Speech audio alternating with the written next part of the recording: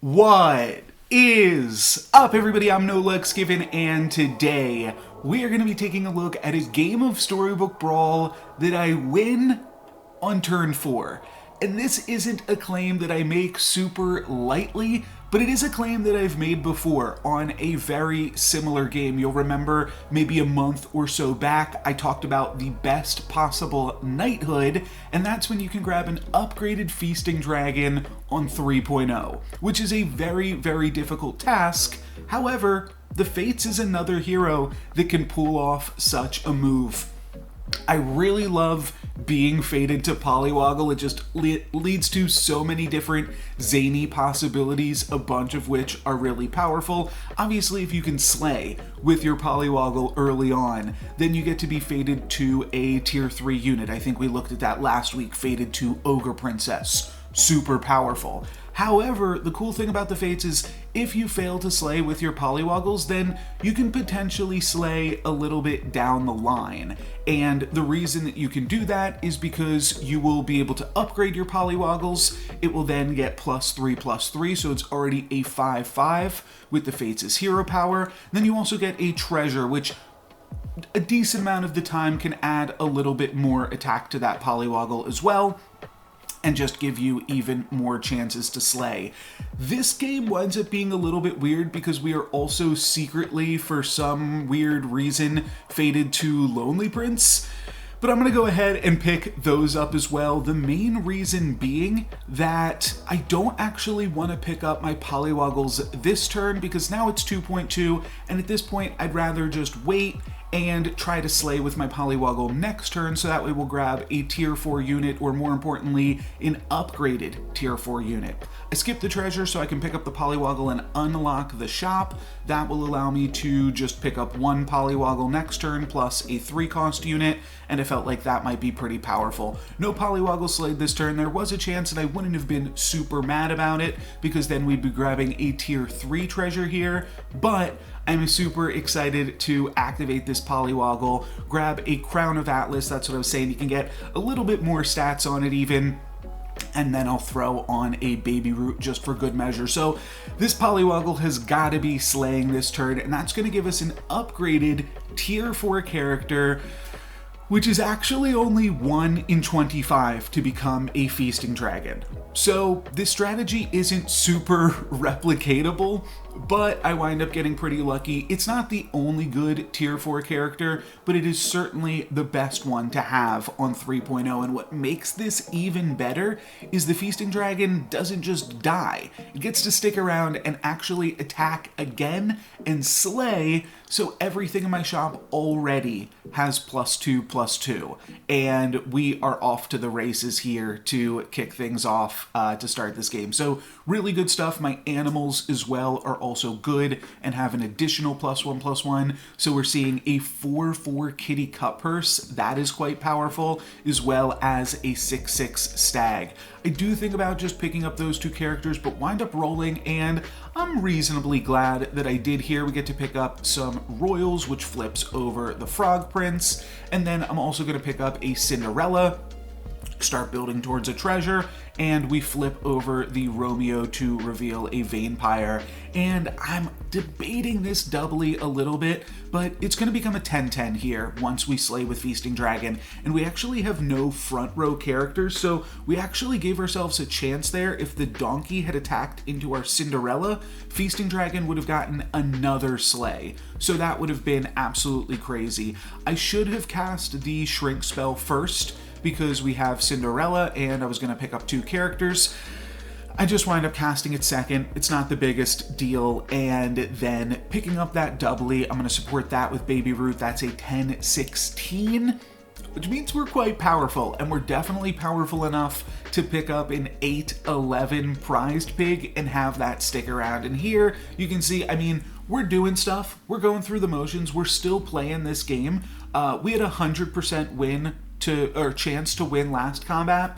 Our board has gotten significantly stronger, and now we're building econ in the form of a tier 2 treasure and a prized pig. So this is why I say Feasting Dragon. Oh, I just realized my camera was not on for this whole video. Well, You know what? I'm probably not going to redo my commentary, but let's get this camera on. Apologies about that. And yeah, here, we can get into it. I just didn't have it on the screen here. I pick up a healing potion. That's one more tick onto Cindy, and we got the gold to spend. So we're going to go ahead and do so. And then we can flip over Cindy with a Wish Upon a Star, and this is another example where an early Feasting Dragon just helps incredibly to extend your lead over the game. Now we're going to be up 2 XP over the lobby. We just have to worry about potentially winning the combat this turn. I do notice that the Copycat is an upgrade over Cinderella, and I probably want to sell Cindy for something here because Cindy is my weakest unit, and I just want to put all of my coin into trying to win this turn. So I'm going to pick up the Hungry Hippocampus. I just thought it would be too silly to play the Copycat in front of the Prized Pig. It's fine. I think a 9-17 would be really strong for us at this stage of the game. You can see none of my opponent's characters have over 17 attack, but we don't have to go that crazy. We can just play the Hippocampus and still get a pretty easy win here. And now that we found Bounty Board, I brought up that Cindy treasure was kind of like econ. It's going to give us even more economy in that it allows us to pick up a Bounty Board. So I am now extremely incentivized to pick up River Wish Mermaid and try to do some slaying and try to make some silly things happen. I'm going to go for a Burning Palm on the Feasting Dragon just so that way it has a little higher chances of slaying, and then pick up another Prized Pig, again, because I'm feeling pretty good. But I'd really like this first Feasting Dragon to keep slaying. It will start to fall off a little bit as the game progresses, and I think we actually get unlucky here and it doesn't slay, if I remember correctly. Oh, never mind, it does. So yeah, didn't actually have an issue this combat, but in future combats, it might fall off a little bit, which is why the Burning Palm is good and the River Wish Mermaid is good. And now we're just swimming in it. We had 18 or 19 gold for this turn, and we're just gonna keep snowballing with that. We pick up a second River Wish Mermaid, we pick up a Lightning Dragon, so now we are just building even more and more econ. And one of the things that I love about this dragon duo is you pick up Lightning Dragon first, and then you pick up or you pick up Feasting Dragon first, and then you pick up Lightning Dragon, and your Lightning Dragons are like they've already been scaling this whole time. So that's a bunch of fun. And then we also see another Feasting Dragon in the shop. So I'm going to sell 4 things, pick up another Feasting Dragon, put this Prized Pig back in. We're definitely on the greedy side of things, but I think that we can afford to do so because our units are just so powerful right now. We might lose one of these 2 Prized Pigs, but peep that River Wish Mermaid in the back line. It's a 41-49. It's kind of insane for 4.2. So we're definitely killing it right now. Not even going to worry about the Masquerade Ball in the shop because the primary things that I'm looking for are to try to potentially grab Horn of Olympus. I think that's going to be the strongest thing that we can do. Like I said, we are going to lose one of our pigs here. Now we get to potentially take a Crystal Ball from my opponent. Crystal Ball, one of the most powerful treasures in the game. I definitely have to consider it, but ultimately I'm just going to skip. And I think that pursuing these tier 4 treasures, trying to find Horn of Olympus, is going to be the easiest route to victory from here. I'll pick up Gloves of Thieving, I guess, that's fine. It's a little bit weird with Lightning Dragons because you're always stealing their backline things, but maybe we can steal some fun supports. I'll also pick up a Lancelot and throw a Blaze of Glory on that immediately, and it was very close. It would have activated even with this Ride the Valkyrie, but I just wanted to lock it in rather than blind roll for a spell when we already had one that would suffice. The new Feasting Dragon, by the way, absolutely massive, 48-52. I'm not sure that the old Feasting Dragon will still be slaying anymore, though. It has decent odds, but 48 is absolutely insane. That's going to get the Slay. Our second one will be unlucky enough to hit that Rotten Applewood, but we're still going to be grabbing a ton of cash here, and we grab a tier 5 treasure and Staff of the Old Toad. Pretty fantastic. I'll pick up that, and then I'll pick up a pair of Baba Yagas, and we are ready to just continually keep on slaying.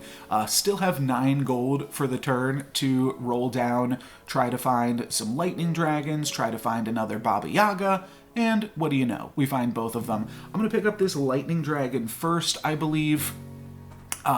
There's not actually, it doesn't actually matter what order you go in, because if you find the Hand of Midas, you can still pick up the lightning dragon without consuming your Hand of Midas. But no, we're just going to find the perfect support treasures this game. We're going to find the Horn of Olympus, and we're going to find the Evil Eye. And this was definitely a little bit of a lucky turn. However, we had so much bonus gold from everything that we've done up until this point that we were going to get there eventually. But definitely good to have our comp locked in.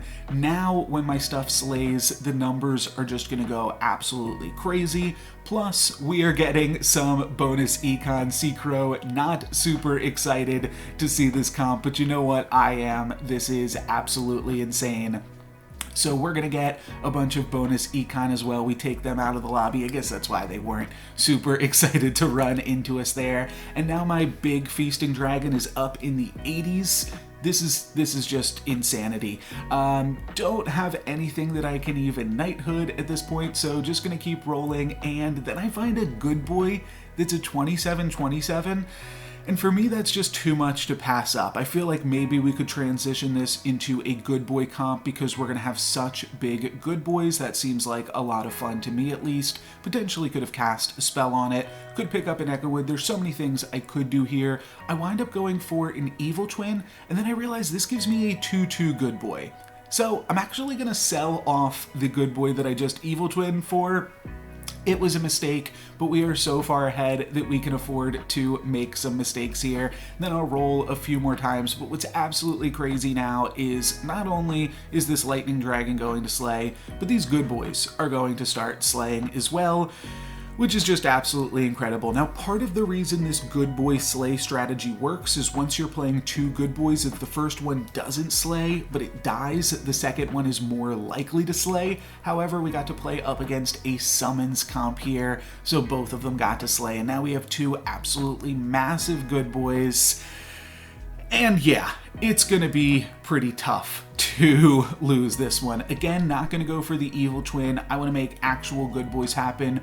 Could go for the Princess P, hashtag Queen P, Empress P of it all, but I decide to just keep rolling. I'm basically rolling for Jormungand and Good Boy here. Could take Hercules, probably should have taken it last turn, to be totally honest. And then the other thing is, like, yeah, I mean, I probably should just be taking Princess P's with it all. I'm gonna triple the Good Boy, pick up an Ivory Owl. Don't really need it.